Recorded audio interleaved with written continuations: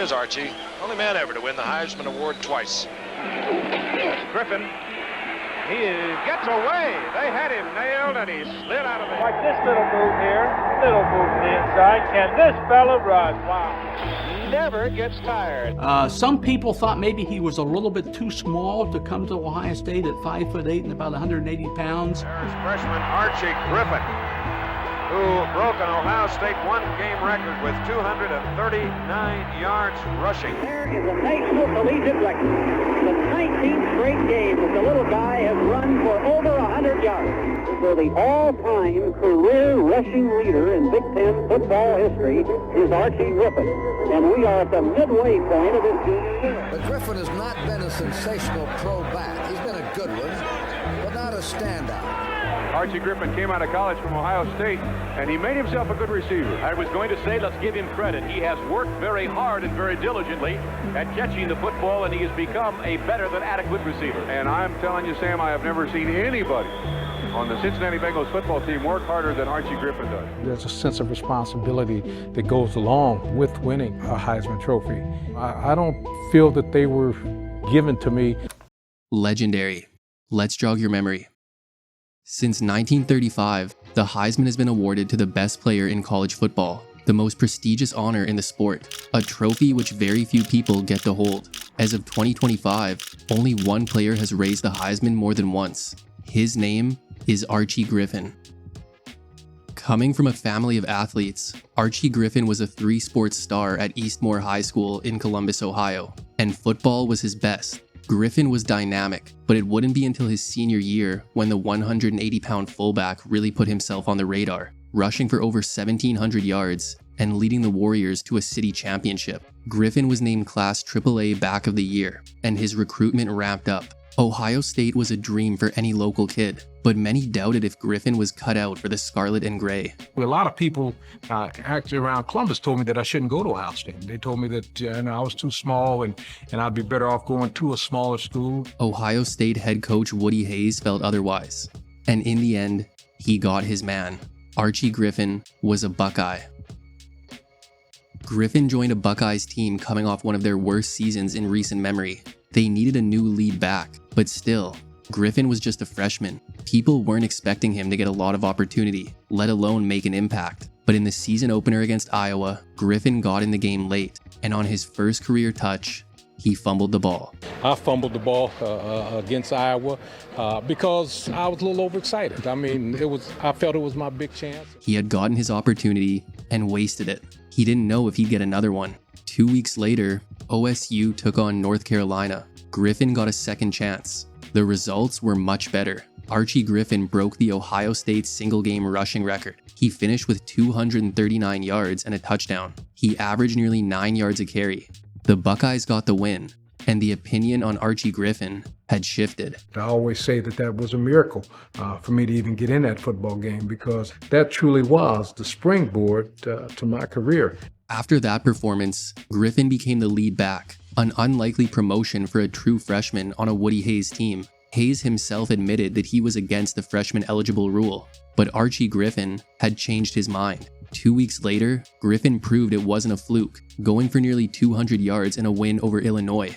Coaches were dreading the thought of having to game plan for Griffin for 3 more years. He gave the Buckeyes the game changer they needed on offense, and tied for the team lead in rushing. He didn't score often, but he also had some issues with fumbling, so when the Buckeyes were in the red zone, they went to fullback Champ Henson. On defense, OSU was one of the best in the nation. They won their first 7 before falling to Michigan State in a major upset, yet they would recover to win their final 2, capping off the year with a win over number 3 ranked Michigan in the game. The Buckeyes turned in a 9-1 regular season record.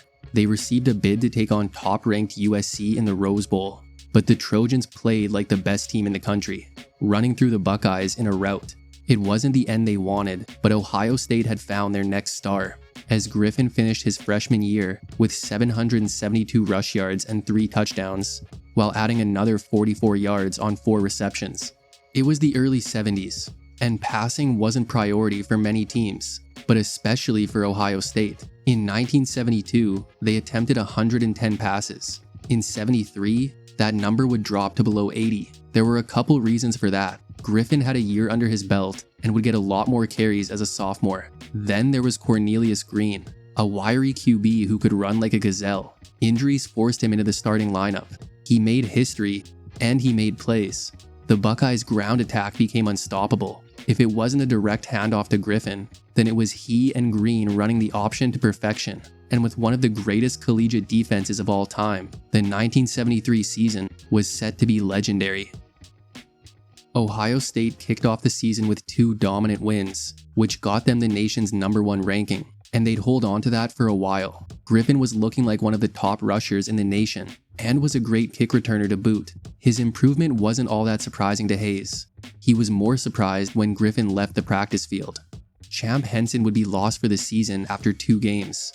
The Buckeyes converted linebacker Bruce Elia to fullback, but it was up to Griffin to carry the run game. He could take it outside or run between the tackles, and while he was always one of the smallest players on the field, his power caught a lot of guys off guard. But Griffin was running behind a dominant O-line, anchored by Heisman candidate John Hicks. The sophomore back led the Big Ten in rushing. There wasn't a single game where Griffin failed to gain at least 100 yards.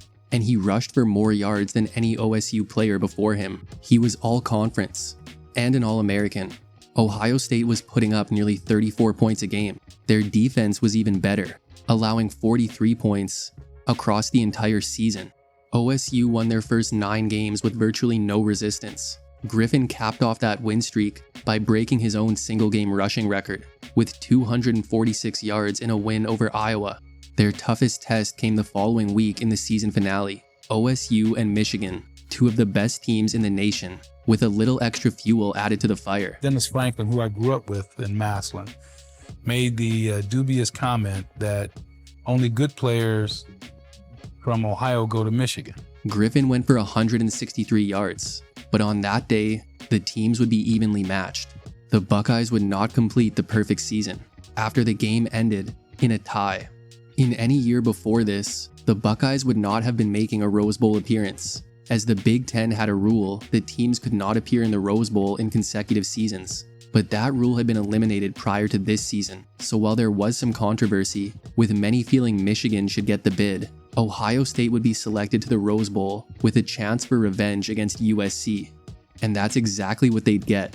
Griffin went for 149 yards and a touchdown. This year, the rout was in OSU's favor. It was the first Rose Bowl win by a Big Ten team in 4 years. And Griffin ended his sophomore year with 1,428 rush yards and 6 touchdowns, while adding 5 catches for 32 yards and 1 more touchdown. Griffin had a Heisman-worthy season, but he didn't get the nod. If he could have a season like last year, the junior seemed like a lock to be named the best player in college football. But his 1974 season would be even better. Ohio State was a national champion favorite.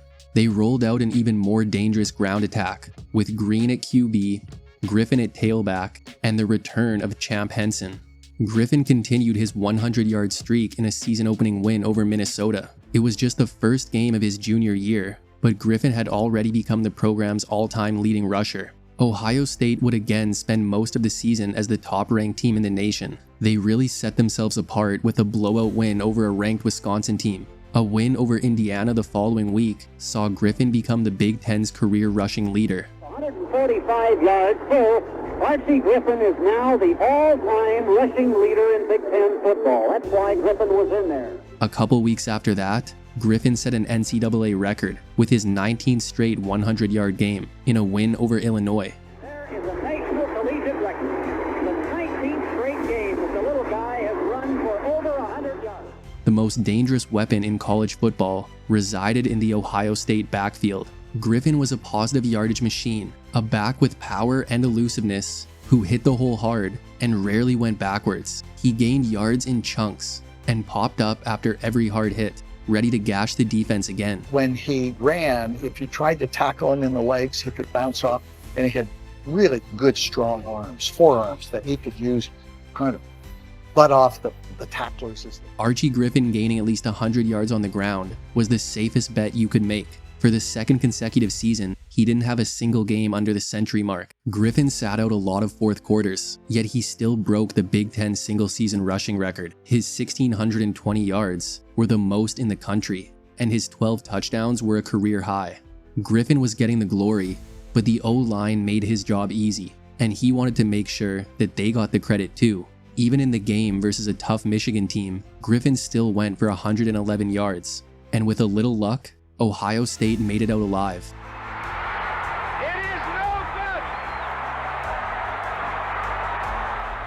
Handing Michigan their only loss of the season, and for the third straight year, the Buckeyes would be representing the Big Ten in the Rose Bowl. Then the awards started coming in. Archie Griffin was an All-American. He took home virtually every Player of the Year award, including the most coveted of them all. The 1974 Heisman Trophy belonged to Archie Griffin. Soon after came another matchup with USC in the Rose Bowl. It would be the closest game the two teams played since Griffin's arrival, and one of the worst games of Griffin's career. He had 2 red zone fumbles and was held to below 100 yards for the first time in 22 games. OSU kept it close, but they lost by 1, a bitter end to a historic season from Griffin, as the junior finished with 1,620 rush yards on nearly 7 yards a carry and 12 touchdowns, along with 3 catches for 52 more yards. Archie Griffin had wrapped up one of the best rushing seasons in NCAA history and was drawing some flattering comparisons. He still had a year left at Ohio State, but there were many that felt he was ready for the NFL now, and that he wouldn't just be a starter, he'd be a star. But in 1975, he would still be a Buckeye, and his teammates were fully behind him. They wanted to help the star senior do something that had never been done before. It would be another run-heavy year in Columbus, with the dynamic Griffin and Green duo. Henson was graduated, so junior Pete Johnson would step in as the resident touchdown machine. Ohio State's first 4 games featured 3 opponents ranked in the top 15. The Buckeyes won all of them, and Griffin reached 100 yards in each game. They got some easier opponents after that, and the games weren't even close. The combo of Griffin and Johnson was near unstoppable. Griffin was carrying the ball more than he ever had, but Hayes wasn't going to use him any more than necessary. So he wouldn't be setting a new Big Ten rushing record, but he would still lead the conference for the 3rd straight year, while becoming the first NCAA player ever to reach 5,000 career rushing yards. OSU rolled through the regular season, again capturing the nation's top ranking. Like usual, their toughest matchup came in the season finale versus Michigan. The Buckeyes won by a touchdown, yet Griffin was held to just 46 yards. It was his first regular season game with less than 100 rushing yards since his freshman year, ending a 31-game streak. But the Buckeyes had wrapped up 1975 without a loss. They were heading back to the Rose Bowl. However, this time, it would be a new opponent, as they would be taking on the UCLA Bruins. Award season again rolled around, and Griffin took home a lot of the same honors as last year. Then came the big announcement. Archie Griffin had made history, the first player ever to win 2 Heisman trophies. Griffin wanted to end his college career on a high note. The top-ranked Buckeyes were heavy favorites against number 11 UCLA. Griffin looked to be on his way to another 100-yard outing after racking up 70 in the first half. Yet the Buckeyes were still down 3. Then OSU collapsed. They allowed 16 points in the 3rd quarter. Griffin was held to just 23 second-half yards. UCLA pulled off the upset, and Griffin's career ended with a loss, while his senior season ended with him rushing for 1,357 yards and 4 touchdowns, while adding 158 yards on a career-high 13 receptions. Archie Griffin had just finished one of the most prolific and decorated college careers of all time, both an incredible player and leader. It was obvious that the next stop would be the NFL. His resume alone would at least get him a shot, but physically, there were some big question marks around Griffin. Would he be able to handle the punishment of the NFL? Would his height prevent him from analyzing a defense? Was he even fast enough? These were just a few concerns surrounding Griffin, but his size proved little issue in college, and he had won the past 2 Heisman Awards. He had first-round talent, and someone was going to take a chance. Archie Griffin was staying in Ohio. With their 2nd pick in the 1st round, 24th overall, the Cincinnati Bengals took the in-state star. Griffin was ecstatic. He wanted to be a Bengal, and he was ready to give them everything he had. However, Archie Griffin had excelled on a Buckeyes team built for running, not only with their play calling, but also their O-line. Cincinnati's O-line was respectable, but Griffin wouldn't be seeing holes like he did in Columbus. he wouldn't be seeing the same volume either. The Bengals were a pass-first team and employed one of the best QBs in the NFL, in All-Pro Ken Anderson. It was a new era in Cincinnati. Team owner Paul Brown had stepped down as head coach, choosing longtime assistant Tiger Johnson as his successor. All eyes were on Archie Griffin. He was hoping to become the Bengals' first 1,000-yard rusher since 1968. He had some great moments in the preseason, which made that seem likely, and also ensured his starting spot, beginning the regular season as the team's lead back. But he wasn't getting carries like he did in college. He started every game, but received at least 20 carries just once. He was really struggling in the beginning, rushing for less than 300 yards on about 3.5 yards per carry through his first 7 games. There was a lack of chemistry between the backs and the O-line. The holes weren't as big, but the defenders were much bigger and faster. Griffin couldn't make guys miss as easily as he did in college, and the doubts around his size were louder than ever. So with Griffin struggling, Johnson decided to change it up, giving fullback Boobie Clark the bulk of the carries over the second half of the year. Griffin took the change in stride and would eventually transition into a role as more of a change of pace back, using his speed and quickness to average over 6 yards a carry and scored 2 touchdowns over the final 4 games of the season. He went for 139 yards in a Week 11 win over Kansas City. It was his first ever 100-yard game and would also end up being his career high. The Bengals were a good team on both sides of the ball. The Chiefs' win was one of 10 on the year. At one point, they were 9-2, but they lost 2 of their final 3. The Steelers held the tiebreaker, so the 10-4 Bengals missed out on the postseason, with Griffin's rookie year wrapping up with him rushing for 625 yards and 3 touchdowns, while adding 16 catches for 138 yards through the air. A lot of people were expecting more from Archie Griffin. He had his struggles, but truthfully, he just wasn't in a situation where he could put up yards like he did at Ohio State. The Bengals didn't run the ball 90% of the time like the Buckeyes did. And even if they did, this was the NFL. Expecting Griffin to rush for 100 yards every game just wasn't realistic. His coach felt like he had a better year than people were giving him credit for. And Griffin felt more confident with the game and with his blockers. He had a sense that year 2 would be much improved. The Bengals remained a pass-first team in '77. But the backfield had a little more scarlet and gray. After the Bengals picked up Pete Johnson in the draft, Griffin was still the starter, and in a Week 2 win versus Seattle, he showed how impactful he could be through his versatility. He rushed for 79 yards, caught 6 balls for 41 yards, and even threw for a touchdown. But strictly as a runner, he couldn't get much going. He was still having trouble adjusting to where he lined up in the backfield. It was different than college. He wasn't always running behind a fullback, and he didn't have as much open field to work with. Some of his peers even felt that he needed to change up his running style, because as it was, Griffin was taking a beating, and would even go down for a few weeks in early October. He came back and received just 14 total carries over his next 3 games, eventually relegated to special teams. But right when it seemed like his NFL opportunity was fading away, Griffin again turned it on at the end of the year. Over the final 5 games, the Bengals went run heavy. Griffin received double-digit carries in each outing and averaged about 5 yards a carry. He was also active in the passing game and totaled nearly 400 yards from scrimmage. One thing he couldn't do was score. His Week 2 passing touchdown was his only touchdown of the season, but his production had still helped the Bengals go 4-1 in that 5-game stretch. Yet that one loss came in the season finale and ended the Bengals' playoff hopes. And Griffin finished the year with 549 rush yards, 240 receiving yards on 28 catches, and a passing touchdown on his only attempt. 1978 would be a huge step back in Cincinnati. They rolled out their worst offense in years. Injuries would limit Anderson to 12 games, and after an 0-5 start, Johnson was let go and replaced with Homer Rice. Yet this wouldn't do much good. With the Bengals winning just 1 of their next 8, the team was 1-12. And it was shaping up to be the worst season in franchise history.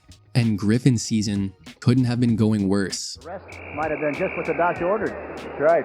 He had the toe stepped on and smashed it. He was on crutches for 2 weeks. Then he tried to come back too quick, and he favored a leg and pulled a groin.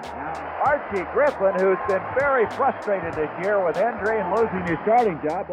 When Rice took over, he saw his carries disappear. He had a 4-week stretch where he received just 2 carries. So Griffin wasn't happy with the way the season was playing out, but he wasn't going to quit on his team. He still gave full effort every time he was on the field. And one area where he continued to improve was in the passing game. The Bengals had a new running backs coach, and he brought a new philosophy. Griffin had been working on his pass catching since training camp, and it was paying dividends. Archie, with his 30th catch of the year, he's been a very fine back coming out of that backfield to catch the football. He was becoming a serious threat out of the backfield, recording career highs in receptions and receiving yards for the third straight year. He still couldn't find the end zone on the ground, but through the air, he had 3 scores. He even threw another touchdown pass. And with the season already lost, Rice started giving a healthier Griffin more carries. He had at least 16 in each of their final 3 games, and the Bengals won them all.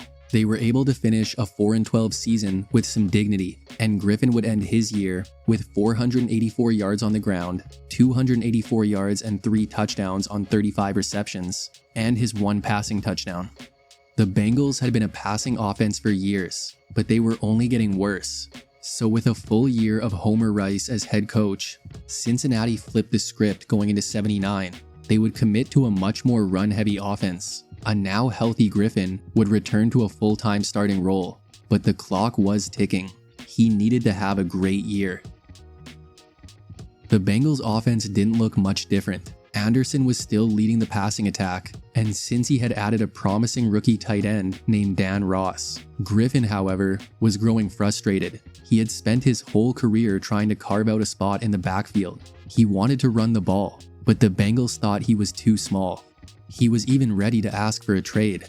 Cincy's best rusher was Pete Johnson, yet while Griffin may not have been getting the carries he wanted, he was getting the most touches of his career.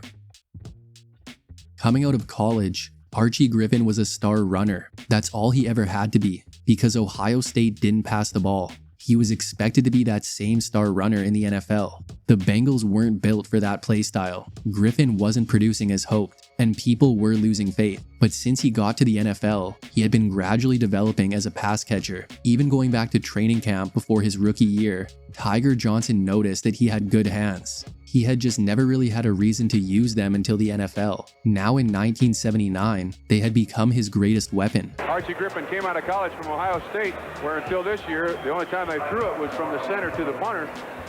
And he made himself a good receiver. I do believe that Archie Griffin, whenever he is pushed, he tries 130% instead of 110%. I like that little kid. His 43 receptions and 417 yards were both career highs, and ranked him among the best pass catchers on the team. Then, after cycling through different backfield combinations most of the season, the Bengals committed to Johnson and Griffin, and their running game flourished. Overall, Griffin received the most carries of his career, and rushed for a career-high 688 yards, on nearly 5 yards a carry. He even had 2 100-yard games. Griffin had over 1,100 yards from scrimmage. It was looking like he had finally found his fit in the NFL. Unfortunately, the Bengals were still trying to find their way.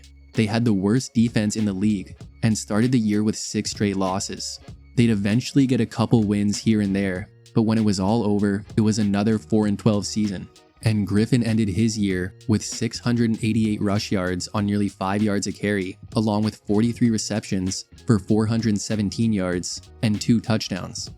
Homer Rice wasn't the answer, so Cincy let him go and brought in Forrest Gregg. But Griffin just had his best season under Rice, and now would have to earn the trust of a new coach. But when the 1980s began, Griffin found himself on the outside looking in. Forrest Gregg wasn't just a coach, he was also a Hall of Fame offensive lineman. He would make sure the Bengals established the run game, but a lot of those carries were going to the second-year Charles Alexander, who brought a lot more size and power to the position. After the first 3 weeks, Griffin was struggling mightily. He was eventually knocked out for a game with bruised ribs, and when he returned, Gregg had replaced him with the 250-pound Pete Johnson. Griffin saw his role dwindle as the year went on. For a while, he was active in the passing game and a good third down option, but by week 10, he was an afterthought and had been trying to play through ankle tendonitis all season. He put up some of the lowest numbers of his career and didn't find the end zone once, but in Griffin's defense, the Bengals had one of the worst offenses in the league. They had a respectable start, but fell apart as the year went on. Their 6-10 record meant an early vacation, and Griffin's disappointing season ended with him racking up 260 yards on the ground while adding 196 yards through the air on 28 receptions. 5 years into his NFL career, and Griffin was going backwards. He went from his best season to his worst in 1 year. He was getting tired of waiting for stable opportunity, and some fans even speculated that his lack of volume was for financial reasons. If he performed too well, Cincy would have to pay him accordingly. But Griffin wanted out. The Bengals weren't willing to trade him. They were being selfish, but at least they were being honest. So number 45 was still in the Bengals' backfield. But would he get any real opportunity? In short, the answer to that is no. But every Bengals running back saw a production drop. Cincy went all in on the pass. They had Dan Ross, Isaac Curtis, and a Pro Bowl rookie in Chris Collinsworth. And with second-year All-Pro Anthony Munoz protecting him, Ken Anderson turned in an MVP season. So the Bengals weren't running as much as last year. And when they did, the ball went to Pete Johnson. Griffin actually started the season with rushing touchdowns in his first 2 games, and hauled in a career-high 10 receptions against the Jets in Week 2. But soon after that, his opportunities were few and far between, and his numbers took another hit. But one thing that was different was that these Bengals were winning. They finished with the best record in the AFC at 12-4. They got through Buffalo in the divisional. The conference championship brought freezing temperatures, and the Chargers. The Bengals were ready for both, and punched their ticket to the Super Bowl. In the big game versus the 49ers, they fell behind early and couldn't complete the comeback. Griffin received just 2 carries all postseason. As for his regular season, Griffin rushed for 163 yards and 3 touchdowns, while adding 160 yards and a touchdown on 20 catches. Griffin remained a Bengal for 1982. The team wanted to run it back and try to win it all, but Griffin was still on spot duty and almost exclusively used as a receiver this season, hauling in 22 passes versus just 12 carries. Part of the reason those numbers were so low was due to the NFL strike. It would shorten the season to only 9 games. Yet since he did win 7 of those, they would return to the playoffs, but would get blown out by the Jets in the wild card. And Griffin ended his season with 39 rush yards and 1 touchdown, along with 22 catches for 172 more yards. A groin injury suffered in training camp would be more serious than originally thought, and it would end up keeping Griffin on the sideline for the entire 83 season. And now, his contract was up. The Bengals wouldn't be bringing him back. Since the 80s began, Archie Griffin's career was on a decline. He wanted to keep playing, but would find no other home in the NFL. However, in 1985, he would join the USFL as a member of the Jacksonville Bulls, but would appear in just 1 game and finish with 35 total yards. Although his NFL stint didn't go to plan, Griffin has made the most of his post-playing career. He's remained very involved with his alma mater, even holding positions within the university. And in 2024, a statue dedicated to Griffin was unveiled outside of the stadium. Well deserved after everything he did for the program. Archie Griffin was nothing short of a superstar in college. In 4 years, he accomplished feats that have yet to be replicated, and stands alone as the only 2-time Heisman winner. His NFL career didn't follow the same script. He definitely had his struggles, but he also lacked his opportunities. His size was a deterrent to most coaches, and he could never get the carries he needed to be effective. But he set an example with his attitude. He kept his head high and worked on what he could to keep him on the field, becoming an exceptional receiver. And while very few will remember Archie Griffin for his NFL accomplishments, he will never be forgotten for what he did at Ohio State. But that's it for today's episode on Archie Griffin. Hope you enjoyed it, and make sure to subscribe for more videos like this one. If you liked it, check out this one on another Heisman winner, or this one on another Ohio State running back. Thanks for watching, and see you next time.